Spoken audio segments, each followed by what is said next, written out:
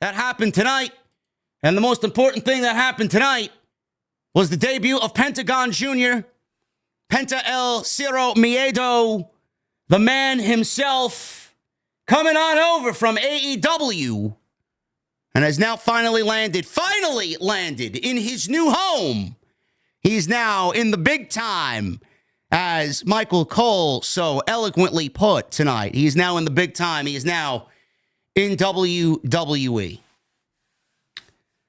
I think you guys are going to, if you know me well enough, if you've been here for any amount of time, you're going to know exactly where I'm going with this. First of all, I want to start out and say that I understand some people's hesitation on WWE keeping somebody like Penta in the spotlight and keeping his momentum high and not having that dwindle like Triple H has done with a couple of people on the main roster that have made their return back to WWE.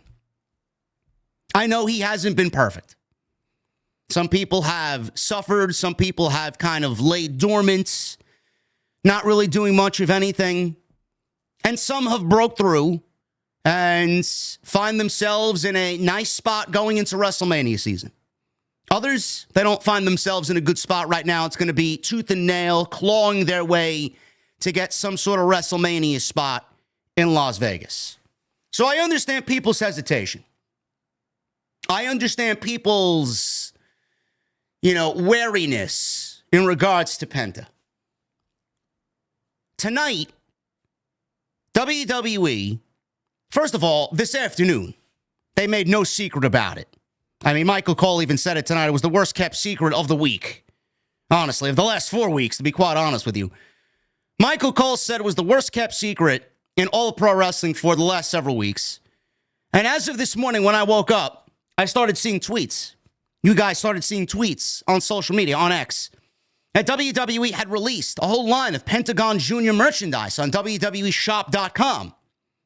They even had Penta on the homepage, right at the top, in their banner, when you went to WWEshop.com.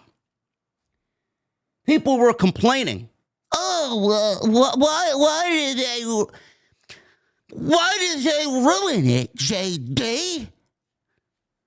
I don't know why they couldn't keep it a surprise, JD. I don't know. Why do you feel that way, Resident Geek number 7? The fuck do you mean, why didn't they keep it a surprise? Did you watch the last 4 weeks where it blatantly gave away who the fucking guy coming to Monday Night Raw was? You had some fucking idiots online, I will not mention names, thinking that he was going to debut last week when that was never in the plans. Yes, they made a match with the New Day, or teased a match with the New Day, but that was never really guaranteed for January 6th. So they saved it for this week, where clearly you saw the direction of Triple H and the fact that he got literally the first 45 minutes of the fucking show. So I think it's a job well done there, man. Triple H had the right idea. They didn't ruin anything. You knew exactly where they were going with it. You knew who exactly was showing up. You knew exactly when he was going to be there. I mean, Triple H last week after the Monday Night Raw premiere on Netflix, during the post-show media scrum, some fucking geek asked him, well, what do you think about Chad Gable's opponent? Can you give us any indication on who it's going to be? And Triple H basically looked at him and said, I think you know who it's going to be.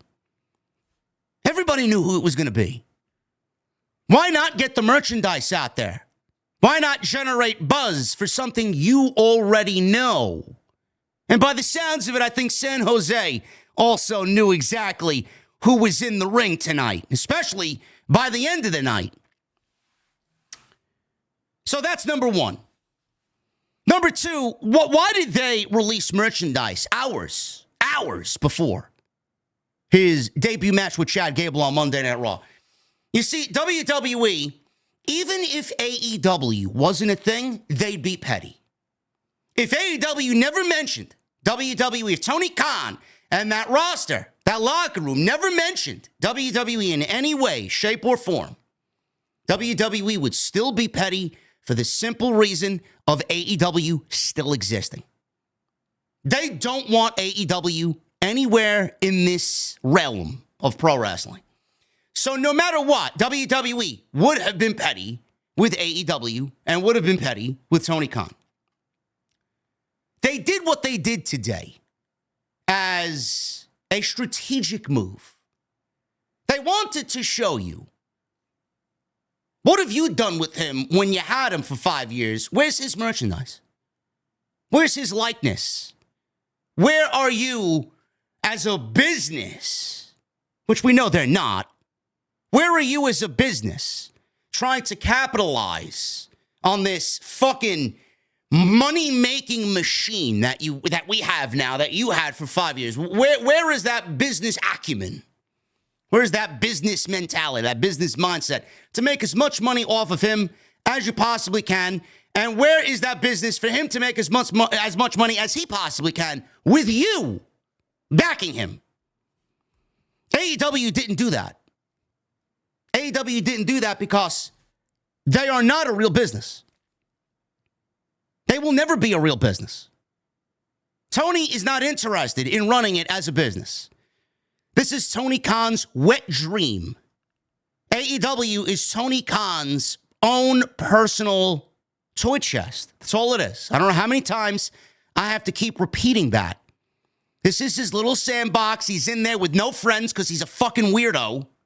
He's in there by himself playing with his little action figures, man. Oh, my God, look, hologram. Oh, my God, look at this commander. I'm going to make a new championship, Dad. His parents look at him like he's the biggest fucking geek in the entire world. And he's got all these toys, man. All these toys at his disposal, at his fingertips. And he plays with who he wants to play with on any given week. And if you do something out of line, you get put back in the toy chest, and you sink to the very bottom. That's why you did not see many people tweet about Penta, even though there might have been a close personal friendship with Penta. How many people did you guys take a whiff of what was going on social media? Did you guys peep who did and did not tweet tonight during Penta's debut on Monday Night Raw? Thunder Rosa tweeted. She was very vocal about what she said. Swerve even tweeted. Very low-key, but he tweeted. Everybody else remained silent. I see Mikey Ruckus tweet on social media as well, saying, it was good. I was expecting something different. Obviously insinuating that he would have written a better theme music for Penta than WWE had given Penta tonight. But, I mean, you see who acts the way that they do online, and you see who remains silent. Ray Phoenix tweeted, he don't give a fuck. He was very happy for his brother, as he should. Very happy for his brother debuting tonight. Just keep a close eye on who says something and who doesn't. They don't want to say anything, and they can't say anything because if the boss man sniffs it out, forget about it, man. You're back at the toy chest at the very bottom. Nobody wants to ruin their position on WWE or AEW television. This was back in the day with Vince McMahon as well. You don't want to ruffle the boss man's feathers. So now Vince basically is living on in spirit through Tony Khan. So he's taking over for Vince McMahon. If you piss him off, you are going to get hell, and you will not see any television time. Nobody wants to ruin their spots on AEW television, whatever is remaining of television spots on AEW television. So keep a close eye on that. WWE did what they did as a strategic petty move. Look at what we can do. Look at what you did not. So we get to tonight. And Penta shows up. Lights go out. He got, I don't know if it's Def Rebel theme music, but he's got some kick-ass theme music that goes along with his hardcore style, man. Very metal-esque, which, you know, that genre of music always fits pro wrestling like a glove. And so did this debut with Penta. It fit like a fucking glove on WWE TV. From the body language that he exuded on television, From his theme music to the lights to the entrance to his overall just natural charisma that is so infectious and is going to get over very, very quickly. And the match itself, it was an absolutely perfect debut. And I mean perfect in a way where you will go back and watch this for years to come.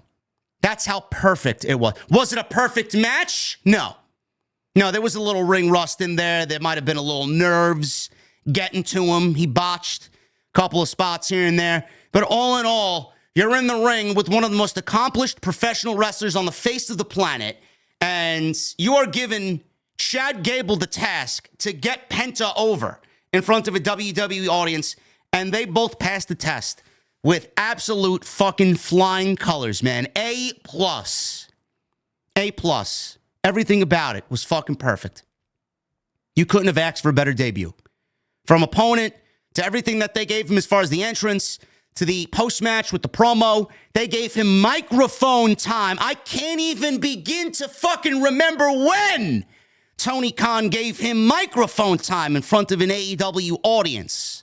He had his family sitting front row. I believe his daughters were front row crying over the fact that their father has made it to WWE is on the second episode of Netflix on the flagship show Monday Night Raw. Absolutely perfect. Perfect debut. Everything about it. Tony Khan fucked up. The AEW sickos might not want to hear that. Tony Khan fucked up big. I don't need to sit here and tell you why or how he fucked up. Just look, watch, feel. He fucked up. Not to say that Penta didn't have a great AEW run. I mean, he's an OG. He had some banger fucking matches in there. He will go down with some of the most greatest tag team matches that company has ever seen. You guys remember the steel cage match with the Young Bucks at All Out? I mean, the list goes on and on. Penta is a fucking OG. Phoenix is an OG. They built that tag team division from the ground up. They should be praised and rewarded for what they've done. They should be looked at in appreciation for what they have done for AEW. But they won't. Not from the sickos anyway. Because this is all deeply personal to the AEW sickos. They feel like Penta turned his back on Tony Khan and AEW. Meanwhile, it's the other way around. It is the other way around. Tony Khan didn't want to use them anymore. Tony Khan didn't want them on the roster anymore because he caught whiff that they wanted to go take their talents somewhere else at their age. And they wanted to go seek employment elsewhere. And maybe get a bigger payday than what Tony was offering them. And maybe get a bigger spotlight on them that Tony was willing to provide. Are the sickos going to fault them for that? I don't know why you would. Why would you want to stay working at a low-budget, dead-end job when you're being offered the promotion of all promotions to go make yourself into a worldwide superstar like you've never seen before, with the machine backing you 100%, as witnessed today with all the merchandise that I'm assuming is flying off the shelves even at this very moment I'm speaking? Why would he want to do that? Tony didn't want to use them. Tony's keeping Rey Fenix on ice and absolutely never featuring Rey Fenix on his television show ever again after what he saw tonight. Rey Fenix is in the fucking doghouse of all doghouses. He's never going to see the light of day again until his contract expires. Penta is going to be so over on WWE television that when his brother gets there, it's not going to matter. It's going to be like all Tony Khan's pettiness is for nothing. I don't really understand why there's hate or animosity towards what this man gave AEW for 5 years. I don't know why people can't appreciate what he did for AEW and that tag team division over 5 years. All because he's now joining the enemy team. This is not sports teams. This is not tribalism. This is showing appreciation for someone who genuinely deserves what was given to him tonight. And as a fan, I don't know why you wouldn't back someone like Penta. I don't understand how many people are out there hating this guy, seeing vile shit tonight on social media. I just don't understand it. What they did was beautiful. And good on Triple H for allowing him to do what he needed to do. The match itself was fucking... I said it on social media. He worked Chad Gable in a very typical WWE match, but they let them go. The handcuffs were off. Chad Gable did everything he possibly could to get Penta over. And Penta, he took a lot of Chad Gable offense. He took so much offense, he was selling a knee for most of the match. When was the last time you saw Penta involved in a match that sold a body part? That's where the sheer difference is going to come into play when you start comparing what he does here to what he did in AEW and how AEW operates. They gave these two guys next to 20 minutes to do what they needed to do. They ran a WWE-style match, and they let Penta do what he needed to do to maintain his special, unique feeling. They let him go out there and do all the tricks of the trade that Penta is known for. He didn't do the goofy spot with the glove, which I absolutely adore, but that will come in time because that shit's going to get the fuck over. That shit is already over. By the time the match was over, it was already over, and people were screaming it at the end of the match. But it goes to show you the differences, the levels to this shit, that what WWE is and what AEW is currently at right now. Not only did they allow Penta to work a WWE-style match while also bringing to the table what made him special and what made him unique with his moveset, this match should be a clear-cut indication on what WWE is going to do with Penta, clearly, and a clear indication of what AEW should be doing with all of their performers. Tonight, WWE showed everybody in AEW that you don't need to go out there and risk your fucking life for 1,200 people in some fucking gymnasium because they are incapable of selling tickets. And then go out there and try to wow a social media audience that will forget what the fuck you're doing the very next time they log into X. There should be a clear-cut indication that you don't need to do all these bells and whistles in the ring. You don't need to no-sell. You don't need to fucking go out there and give me a dive here and a dive there and nearly fucking kill yourself and drop everybody on their head, most of the time on the fucking apron. This is a clear indication that you don't need to do that. Why did the match come off so good tonight, chat? Because Penta sold a knee. And then when he started to make a babyface comeback from selling the knee, and he pulled out a sling blade here, and an arm breaker there, and a Mexican destroyer there, and then the Penta driver. Every single thing that happened after he started selling the knee was magnified to the audience, and they bought in. You got them. They were invested. How many times were you invested in an AEW match like you were a WWE match tonight? When was the last time you bought into what they were doing in the ring?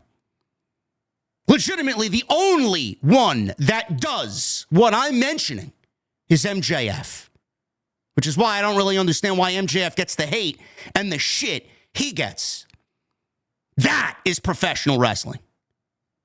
No selling moves, kickouts, kickouts, kickouts, finisher, kickouts, finisher, kickouts. Let me drop somebody on their fucking head, kick out. Let me do the most devastating fucking move off the top rope, kick out. Only to have the match end on a fucking small package. Indication that AEW needs to change. You want to know what the problem is with AEW, folks? Penta just exposed it in 20 minutes in his Raw debut. Call me a hater. Call me whatever the fuck you want.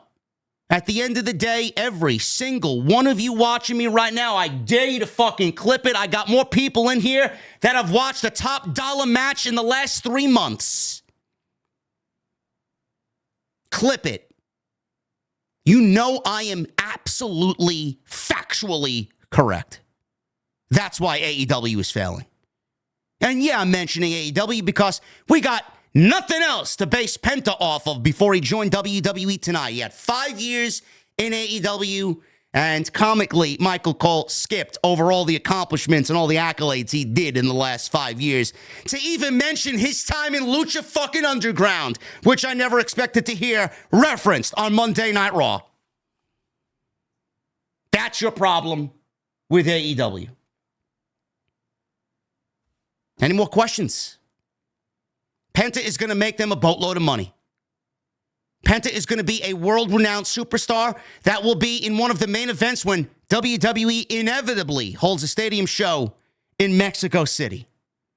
Penta is going to be a major star to a point where Tony Khan could sit there like a fucking bitch and cry himself to sleep every night that his company is fucking fumbling left and right. He can sit there and ice Phoenix all he wants. The more Penta gets over, it's not going to matter because Penta is going to have his brother joining him sooner rather than later. And the last 9 months are going to be one huge wake-up call for Tony Khan and what he is doing wrong. Everything that happened tonight not only will be a wake-up call to Tony Khan, it's going to be a wake-up call to everybody else that is licking their fucking chops, looking at Penta joining the WWE. You want an indication? You don't think Ricky Starks is looking at this tonight, wondering what they're going to do with him? You don't think Wardlow is looking at WWE and what they did with Penta and wondering what they're going to do with him? You don't think Aleister Black is looking at this debut tonight, wondering what return he has in store for himself? WWE is opening their arms. Come on, my children. Triple H is opening his arms. Come on, my children. I know you have been regretting your decision to go join the amateur league. I'm in charge now. My father-in-law is as good as dead. I'm in charge now. In me, you will trust. Whatever happened over there, whatever continues to happen over there, you don't think that this was a fucking message from WWE? Sending a message to all the disgruntled workers over there? Look at what awaits you when you cross that rainbow bridge. Give me a fucking break. Give me a fucking break.